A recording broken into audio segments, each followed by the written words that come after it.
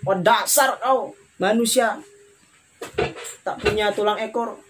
Dasar kau manusia cabe-cabe tanjal 3. Bukan begitu.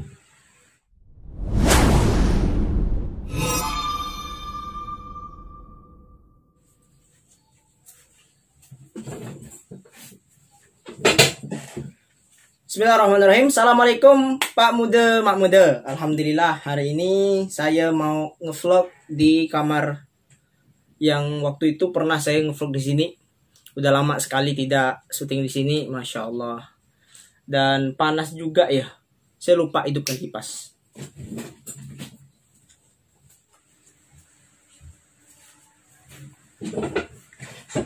Oke, Pak Muda.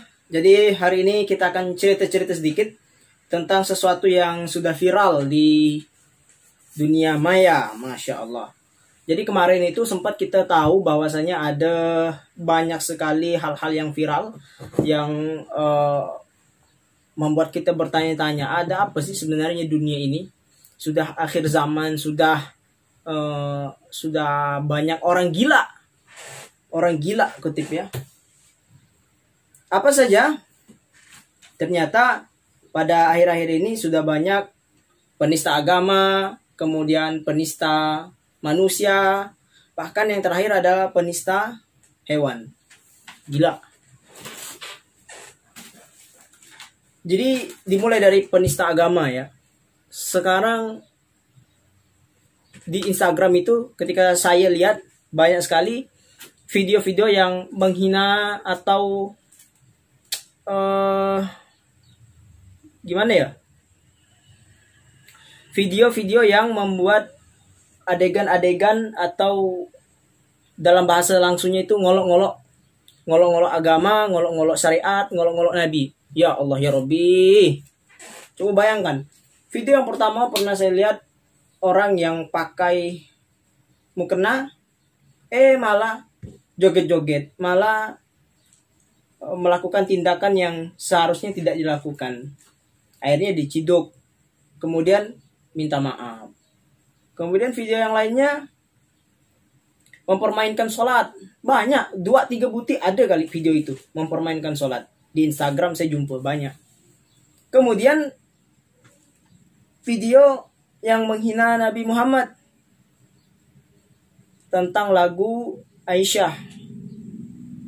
Dikatakannya Aisyah itu pernah bermain-main dengan Nabi Muhammad. Kata Nabi Muhammad diganti dengan gila nggak? Luar biasa. Akhir zaman sudah banyak orang yang gila, kepengen tenar tetapi melanggar syariatnya. Ini adalah orang yang punya imannya iman Islam, tapi dia menghina, mengolok agama dia sendiri, keyakinan dia sendiri. Ya Allah ya Rabbi. Padahal sholat itu, Pak Muda, Mak Muda, kalau kita tahu banyak manfaatnya. Sholat itu punya efek yang luar biasa. Dari segi kesehatan, dari segi sosial, dari segi akhlak, dari segi apapun. Merubah. Bahkan pembeda antara yang iman dan kafir itu adalah sholat.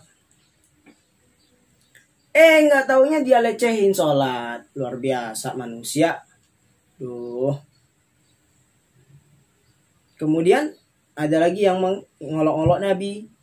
Dikatakan Nabi itu sebagai binatang.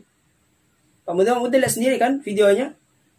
Apa ya kata Nabi itu diganti dengan kata apa? Itu luar biasa. Sadis.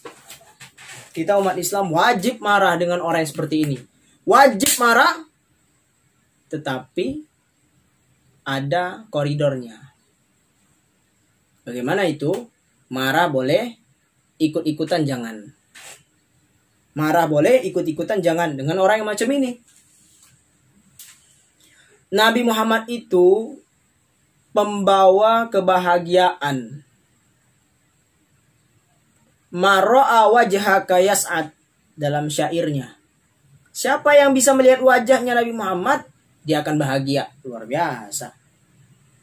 Bahkan orang yang dalam kisahnya itu, seseorang bisa diringankan siksanya karena kecintaannya kepada Nabi. Kalau tidak ada cinta kepada Nabi, bagaimana dia akan mendapatkan perlindungan, mendapatkan syafaat? Nabi dihina, istrinya, keluarganya dihina, diolok-olok, dijadikan permainan. Ya Allah, jadi bagaimana sih? Hilang satu, datang lagi. Berterus-terusan. Continue. Udah kayak game. Game over, main lagi. Udah game over, main lagi. Ketangkap, keciduk, datang lagi pemain baru. Itu yang syariat. Kemudian yang sosial, kemanusiaan. Ada YouTuber yang, wah, udah viral sekali di dunia maya. Ngeprank pakai sampah. Ngeprank, sembako isinya sampah. Padahal manusia itu punya perasaan, manusia punya rasa, manusia punya hati, manusia punya jiwa. Seharusnya dia bisa membayangkan bagaimana ketika posisi dia itu ada di tempat, di posisi yang dia prank itu. Bagaimana kehancurannya, bagaimana perasaannya, luar biasa. Kemudian penyiksaan, penistaan terhadap hewan, diinjak-injak itu kucing. Oke, beberapa waktu sebelum ini memang sudah santer kejadian-kejadian yang khususnya di Pontianak seringkali ditemukan kucing itu ditusuk matanya pakai besi, pakai kayu, disiksa, dibunuh, dan yang ini diinjak. Dan tak hanya kucing saja, banyak hewan-hewan lain, kelinci. Dan pernah saya lihat satu video,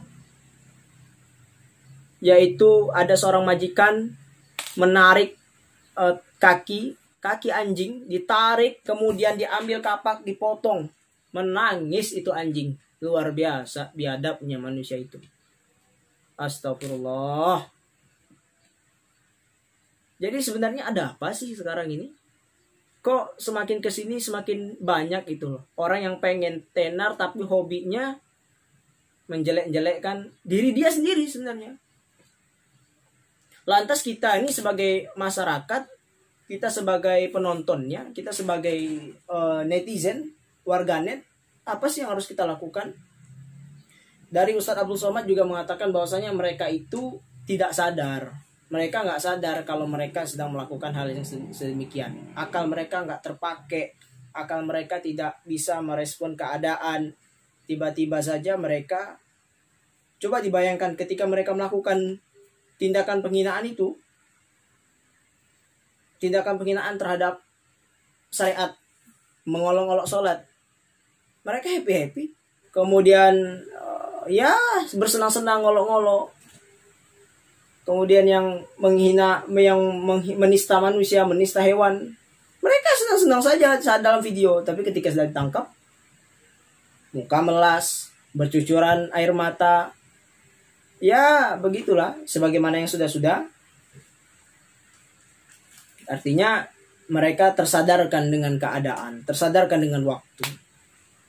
Lantas kita bagaimana meresponnya? Karena ini juga termasuk fitnah akhir zaman, di mana akal-akal ini sudah banyak yang dicabut nikmatnya oleh Allah Subhanahu wa taala. Bagaimana itu? Ya, pertama begini. Kita sebagai manusia harus punya kepekaan dan harus bisa merespon dengan keadaan yang sedang terjadi di lingkungan kita. Walaupun berada dalam dunia maya, tapi seakan-akan itu nyata di hadapan mata. Untuk kasus yang pertama, yaitu kasus penghinaan, pengolok-olokan terhadap syariat, terhadap Nabi, terhadap ibadah, terhadap izzatul Islam, kemuliaan Islam, umat Islam wajib marah. Harus punya perasaan marah, karena izzatul Islam, kemuliaan Islam itu dinodai oleh umat Islam itu sendiri, oknum umat Islam. Tapi kemarahan itu harus diatur. tanda hati kita masih hidup adalah adanya perasaan emosional terhadap sesuatu yang menghina, sesuatu yang merendahkan daripada syariat kita, daripada nabi kita. Nabi kita dihina, kita hanya diam, berarti ada problem di hati kita. Ada noda di hati kita.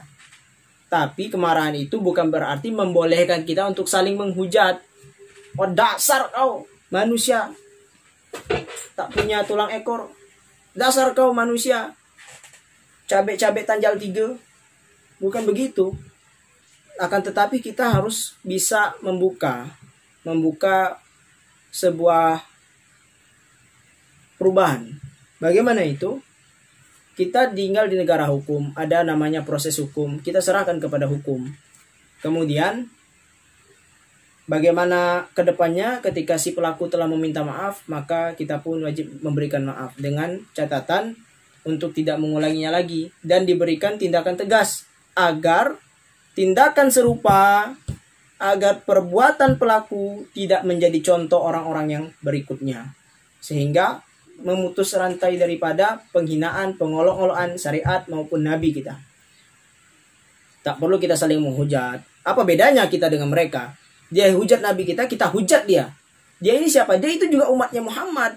Dia juga umatnya nabi. Kalau kita hujat umatnya Nabi Muhammad, nabi sendiri akan sedih melihatnya. Bagaimana? Pesan Guru Zudi juga begitu.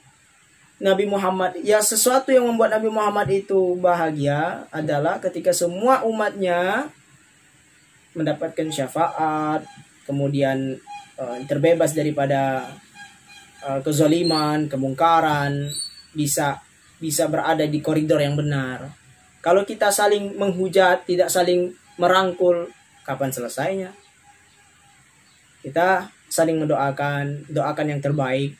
Jangan pula kita menimpakan kezoliman kepada orang. Mudah-mudahan kau kena bala, mudah-mudahan kau kesandung batu, makan cabai. Bukan seperti itu. Tapi kita mendoakan, ya Allah, mereka ini melakukan karena ketidaktahuan mereka, karena kebodohan yang membelenggu pikiran dan jati diri mereka. Gantikanlah dengan pintu ilmu agar mereka dapat beriman sesuai dengan koridornya. Beriman sesuai dengan yang ditetapkan, sesuai dengan tuntunan Rasulullah. Jadi ketika kita ada hal seperti itu, marah itu perlu, akan tetapi jangan sampai kita ikut-ikutan. Kemudian yang masalah sosial ini adalah masalah yang saya kira masalah yang menjadi perhatian kita semua. Bagaimana di dalam masa-masa seperti ini, maka kita harus saling membantu, bukan saling menghina, bukan saling menghujat, apalagi memberikan prank-prank yang tiada bergunanya, tiada manfaat, tiada faedah. Kemudian hewan ini dia bukan numpang sama kita, tapi hewan ini hidup bersama kita. Manusia itu makhluk terakhir yang Allah ciptakan. Di 10 menit terakhir 10 menit terakhir dari 24 jam kalkulasi para pakar yang mengatakan, jadi begini, bumi itu dikalkulasikan hidupnya 1 hari penuh. Dunia ini 1 hari penuh, 24 jam. Allah Subhanahu wa taala ciptakan bumi itu di jam terakhir dari jam 24 itu. Kemudian manusia diciptakan di 10 menit terakhir. Nanti pembahasannya akan ada vlog yang selanjutnya, yaitu tentang hari kiamat. Jadi manusia itu adalah makhluk terakhir. Bukan kita semena-mena, tapi kita untuk memimpin khalifatu fil ard, memimpin bumi ini. Jadi kita harus hidup berdampingan dengan hewan, dengan tumbuhan. Kita sama-sama makhluk, kita sama-sama hamba, kita sama-sama butuh. Namanya simbiosis mutualisme, saling membutuhkan, sehingga jangan sampai ada korban-korban lagi, baik itu siapapun juga. Maka mudah-mudahan kita dapat mengambil pelajaran yang sudah-sudahlah, karena di akhir-akhir ini begitu banyak sekali pelajaran-pelajaran yang dapat kita petik, bahwasanya kita harus bijak dalam menggunakan teknologi. Kemudian kita harus punya landasan keimanan bahwa agama tidak diturunkan untuk menjadi permainan, agama tidak diturunkan menjadi perolok-olokan, tetapi agama adalah sistem yang membatasi kebebasan yang terlalu bebas digunakan oleh manusia untuk mengarahkan manusia kepada kebenaran. Kemudian agama menjaga manusia, agama mengedukasi manusia untuk bersosial terhadap sesama manusia ataupun terhadap sesama makhluk. Abang kami Pontianak, Ramadan 1441 Hijriah. Terima kasih. Semoga kita semua berada dalam lindungan Allah dan tidak akan ada lagi kita lihat lagi video-video tentang olok-olok sholat, olok-olok keluarga Nabi, penista manusia, penista hewan. Jadi kita cukupkan semuanya. Sudah, jangan sampai ini menjadi sesuatu yang berbuntut panjang. Hilang kasusnya si Paleka, datang lagi langsung Suitela kawan saya. Oke. Terima kasih Pak Muda-Muda. Assalamualaikum warahmatullahi wabarakatuh.